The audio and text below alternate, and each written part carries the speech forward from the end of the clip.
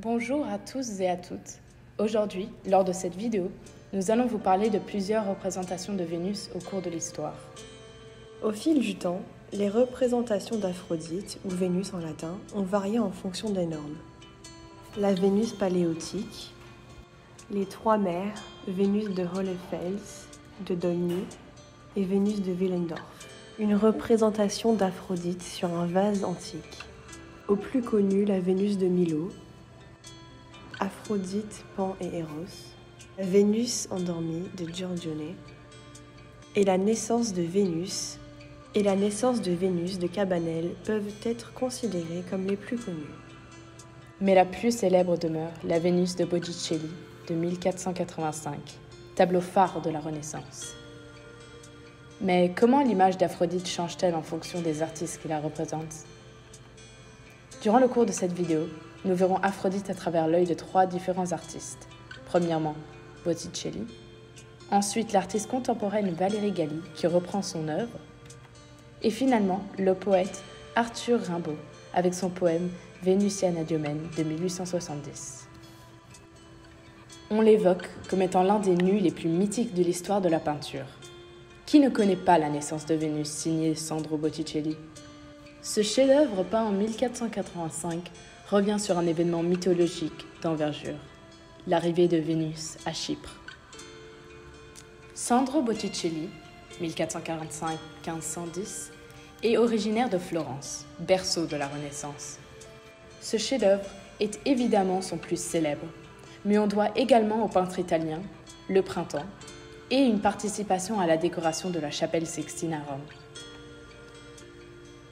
Composée de 2 toiles cousues ensemble, l'œuvre a été réalisée à tempéra, une peinture à base de pigments broyés, tels que l'œuf ou le lait de figue.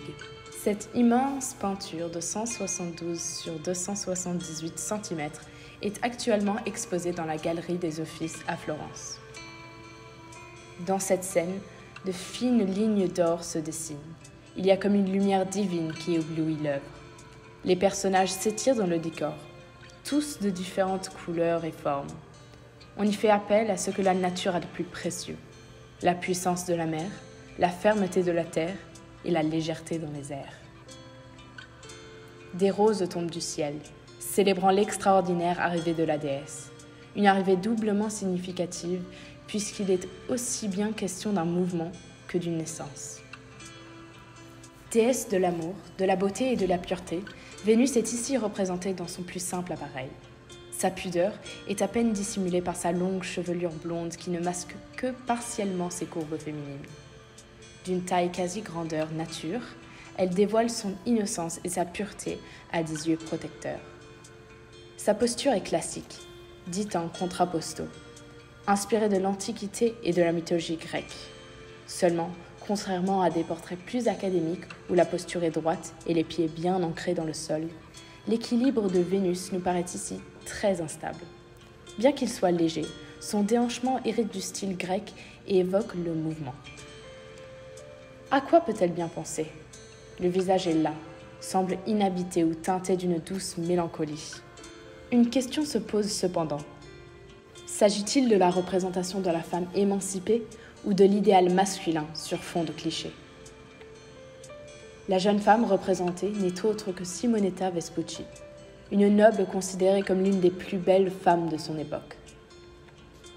En réalisant cette toile, Botticelli rend également hommage aux éléments, l'air, avec notamment la présence de Zéphyr, le dieu du vent d'ouest, l'eau, la terre et le feu, crépitant de l'amour. Ici, Zéphyr est accompagné de sa compagne Aura, qui se raccroche à lui cependant qu'il souffle à plein poumon. Cette puissance permet à Vénus, postée sur son énorme coquillage, d'arriver sur la berge où elle est tant attendue. À la droite de Vénus, il y a une heure, toute de fleurs vêtues, qui s'apprête à revêtir la déesse d'une cape rose couverte de violettes. C'est aussi un symbole de fertilité et de vie, que souligne l'exubérance florale. Les nombreuses fleurs qui composent sa tenue renvoient à la saison des amours. Dans la mythologie grecque, les 3 heures sont les filles de Zeus. Celle représentée chez Botticelli fait écho au printemps. C'est aussi la portière de l'Olympe. cet endroit où vivent tous les dieux. Les heures sont chacune relatives à une saison. En effet, l'automne et l'hiver n'étaient pas dissociés à cette époque. La mer est un élément important de cette composition. Elle nous ramène aux origines de Vénus. La coquille qui la supporte est un nouveau symbole de fertilité. À l'image de l'ouverture d'une coquille, c'est aussi la métaphore de son sexe qui est suggérée. Botticelli a créé un hymne à la beauté et à l'art, en transformant le corps nu d'un symbole de honte à celui de grâce, de sensualité et de pouvoir. La naissance de Vénus a inspiré non seulement un bouleversement dans l'histoire de l'art, mais aussi de nombreuses reproductions de l'œuvre, comme celle des Simpsons ou encore du New Yorker. Mais aujourd'hui, nous tournerons notre regard vers celle faite au XXIe siècle par Valérie Galli. Née au Havre et habitant au Périgord, Valérie Galli a été initiée au dessin et à la peinture par son grand-père durant sa tendre enfance. Elle n'a jamais cessé de dessiner tout au long de sa vie. Et c'est après une première période figurative durant laquelle elle a pu faire ses gammes, trouver ses repères et travailler sa relation à la toile, qu'elle a très rapidement compris que l'expression figurative limitait sa créativité. Elle a ainsi atteint un point de rupture qui provoqua l'abandon de ses pinceaux pendant de longs mois, une pause qui lui a permis de se ressourcer, digérer la richesse de ce premier parcours avant de prendre un nouveau départ. Sa première toile abstraite en 2010 bénéficia d'un véritable lâcher-prise, une nouvelle façon d'appliquer la peinture pour aboutir à une abstraction pleine d'énergie. Fidèle à la peinture acrylique, sa recherche constante de nouvelles techniques ou de nouveaux supports, l'acrylique sur papier à gauche et sur toile à droite, l'amène régulièrement vers de nouveaux horizons, artistiques, multiples et variés. Peu importe la destination, c'est ce voyage avec ses pinceaux qui la rend heureuse. Nous allons nous concentrer sur sa version de la naissance de Vénus. C'est une huile sur toile en acrylique datant de 2015 et mesurant 90 cm de largeur et 116 cm de longueur. Nous pouvons directement distinguer une similarité entre la version originale de Botticelli et celle-ci, les positions de chaque personnage. En effet, Vénus est debout sur un coquillage. Nous retrouvons ici la même position instable, le même déhanchement hérité du style grec qui évoque le mouvement, ainsi que la même position des mains, une placée sur le torse, l'autre couvrant les parties génitales. De même, Zéphyr et Aura sont toujours en suspens, entrelacés. Zéphyr souffle toujours à plein poumon afin d'emmener Vénus sur la berge. De plus, la couleur de peau d'Aura n'est cette fois-ci pas extravagante. Elle est beige, presque identique à celle de la peinture originale de Botticelli. Son visage est tout aussi rond. Cependant, ses cheveux longs et bruns ont disparu, et des fleurs roses volent encore dans l'air. Cependant, à premier coup d'œil, une différence nous saute aux yeux, les couleurs. Celles-ci sont vives et intenses, la mer est verte, seul le ciel et les arbres gardent leur couleur originale. Le corps de Vénus est jaune et déformé. Ses cheveux sont violets, sa peau aussi, à l'exception de son visage, qui lui aussi est violet. Cependant, l'expression de celui-ci a changé. L'air doux et mélancolique a disparu, remplacé par une fatigue. Elle est ridée, ses joues sont creusées, son regard est vide. Elle a même une verrue. Nous remarquons aussi deux objets métalliques. Un semble être planté dans son œil et l'autre dans sa joue droite. Ses cheveux sont fins, peu nombreux et rigides, à l'inverse de ceux de la Vénus originale, doux et soyeux. Nous remarquons aussi que le corps de Zéphyr est violet, tandis que sa tête est verte. Ses côtes sont encore visibles, mais il a pris du poids au niveau du ventre. Aura, quant à elle, se trouve défigurée. Sa peau est jaune fluo, ses yeux sont ronds, bleus et sans vie. Ses cheveux sont comme ceux de Vénus, fins, bleus et peu nombreux, ayant aussi perdu leur air doux et soyeux. Il semble y avoir, chez elle aussi, un objet transpercé dans son œil.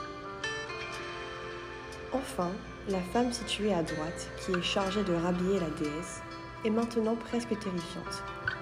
Le drap rose fluo qu'elle tient fait ressortir sa peau verte. Ses cheveux bleus sont presque camouflés, ayant la même couleur que le ciel, et ses traits du visage semblent être remplacés par des formes géométriques. 3 rangs, un rouge pour la bouche, un orange au centre de la joue, et un blanc à la place des yeux. De nouveau, son corps est déformé. Seul le motif de la robe reste inchangé, des fleurs roses. Ainsi, Valérie Galli revisite la naissance de Vénus de Botticelli en transformant la beauté de chaque personnage en laideur. Les couleurs sont douloureuses à regarder, les corps sont déformés et les visages amochis. Mais Galli n'est pas la seule à avoir réimaginé cette naissance mythique. Né en 1854 à Charleville, Arthur Rimbaud est le poète par excellence. Auteur de nombreux poèmes, il croisera le chemin de Verlaine, poète auprès duquel il tombera fou amoureux. Mais, lors d'une dispute entre les deux amants, Verlaine tire sur Rimbaud et le blessa gravement, ce qui s'avérera être la cause de sa mort quelques années plus tard. Les Cahiers de Douai est un ensemble de 22 poèmes rédigés par Arthur Rimbaud, à l'âge de son adolescence.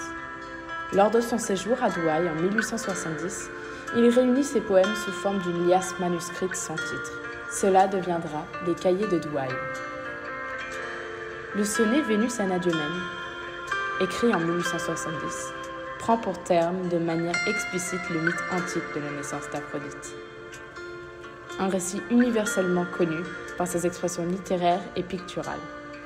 Cependant, si selon la mythologie, la déesse de l'amour naît des vagues et sort de l'écume de la mer, la Vénus Anadyomène de Rimbaud est une vieille femme, hideuse, sortant de sa baignoire. Rimbaud tourne ainsi en dérision la représentation du mythe grec. Ce sonnet peut alors être considéré comme un exercice de parodie. Comme d'un cercueil vert en fer blanc, une tête de femme à cheveux bruns fortement pomadés d'une vieille baignoire émerge. Lente et bête, avec des déficits assez mal ravaudés. Puis, le col gras et gris, les larges omoplates qui salent, le dos court qui rentre et qui ressort, puis les rondeurs des reins semblent prendre l'essor. La graisse sous la peau paraît en feuilles plates. L'échine est un peu rouge, et le tout sent un goût horrible et étrangement. On remarque surtout des singularités qu'il faut voir à la loupe. Les reins portent 2 mots gravés, Clara Venus. Et tout le corps remue et tend sa large croupe, belle hideusement d'un ulcère à l'anus. Dans le poème, Rimbaud reprend un thème artistique commun, la naissance de Vénus de l'océan, et lui donne une tournure plus humaine. Vénus est le symbole de la beauté physique féminine qui est devenue l'idéal dans la culture occidentale, comme nous l'a montré Botticelli. Mais quelle est la précision de cette image ? Les femmes finissent souvent par s'affamer ou altérer chirurgicalement leur corps pour tenter de répondre à cette construction idéalisée de ce qui est beau. Ce poème est son point de vue sur ce qu'il considère comme beau. Il trouve Vénus repoussante parce qu'elle est si belle. Rimbaud prend la femme moyenne et en fait une icône érotique. La Vénus ici a toutes ses imperfections humaines. Elle est en surpoids, âgée, chauve, a des problèmes de dos, elle a une odeur corporelle. Mais ces irrégularités sont ce qui la rend unique en tant que personne. Et elle se révèle tout aussi érotique que la Vénus parfaite et idéalisée, se prélassant dans la coquille. Et oui, la Vénus de Rimbaud a aussi un anus, comme toute autre femme, contrairement aux autres représentations artistiques de Vénus, qui se concentrent principalement sur son front. Cela en dit long sur notre culture, qu'une image idéalisée vieille de 2000 ans de ce qu'est la beauté féminine est censée toujours dominer nos points de vue aujourd'hui. Nous pouvons remercier le média d'avoir aidé à maintenir cet idéal vivant. Ainsi, comment l'image d'Aphrodite change-t-elle en fonction des artistes qui la représentent ? Celle-ci varie selon les normes de la société, selon le style de l'artiste, c'est-à-dire leur manière de représenter les choses, ou bien même selon la visée de celui-ci. En effet, Botticelli a représenté Vénus comme étant une femme belle et gracieuse, un hymne à la beauté et à l'art, tandis que Valérie Galli s'est moquée de cette vision, créant une version laide et irréelle de la naissance de Vénus. Et Arthur Rimbaud reprit aussi cette vision, mais cette fois-ci en idolisant une femme parfaite, en transformant la laideur en beauté.